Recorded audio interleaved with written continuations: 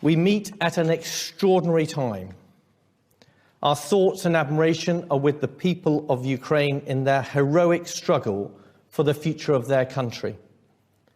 The scenes coming out of Mariupol and elsewhere are horrific, and the coming weeks will continue to be very difficult, but in many ways, Putin has already lost.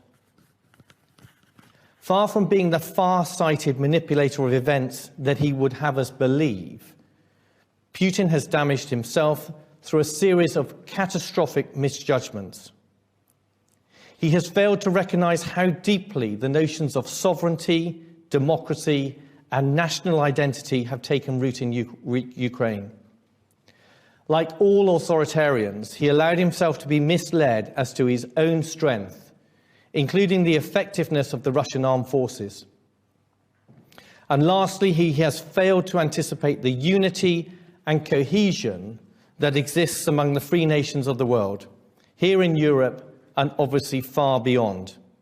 His actions to date have done more to galvanize than divide, and have shown Ukraine to have the one thing that Russia conspicuously lacks, which is real friends.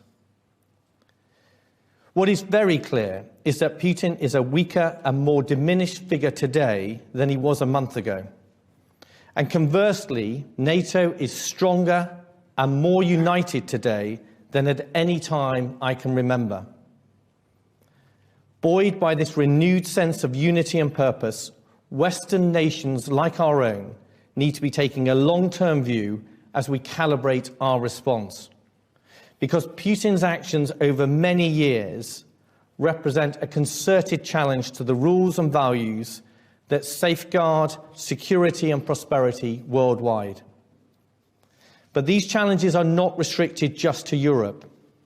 As the world watched Russian tanks roll into Ukraine, North Korea continued ballistic missile tests, 11 just in the first 3 months of this year. Iranian-backed Houthi rebels attacked Saudi oil facilities, and China has continued to claim vast swathes of international waters in the South China Sea, building and militarizing artificial islands as they go. The West's response to Russia is being closely watched in Tehran, Beijing, and Pyongyang, but it's also being watched by a host of other countries, including the economic and demographic powers of tomorrow, all of which are considering their approach to the international system. The security of the 2040s and 2050s is being shaped before us today. So 1 year on from the government's integrated review, my premise is threefold. First, the threat we face is much larger than the future of Ukraine, important though that is. We face a sustained attempt to challenge and undermine the international rules-based system, here in Europe and elsewhere. Second, the British armed forces must be more active and engaged in the world, working with our partners in NATO and beyond to protect and advance the national interest and our shared democratic values. Third, this means defence has an even greater responsibility to deliver the integrated review, and we must work even harder to become an even more effective department. And that's why we're here today.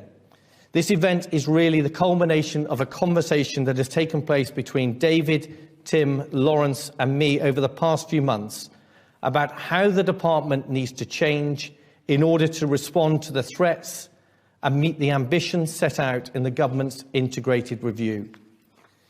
It's not about more people or more money.